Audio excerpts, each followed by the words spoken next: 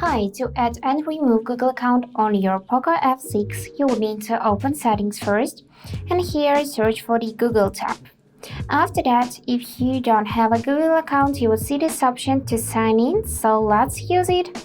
And now we would need to enter the PIN code or just fingerprint scan if you have a lock screen type on this device, and after that enter your email or phone number and then enter the password.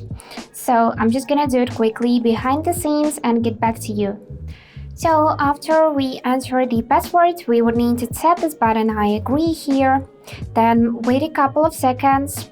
Here you can turn on backup or do not turn on. I'm gonna select that option and now we are signed in. So let's just skip this and check whether it's working. Here we can also enable to backup device data, but I'm gonna disable it and accept. And now these tabs looks like that. So we got here our Google account. We can add another one if you want to. And here you can manage accounts on this device. To delete this account, you will need to go back in the main settings, select additional settings.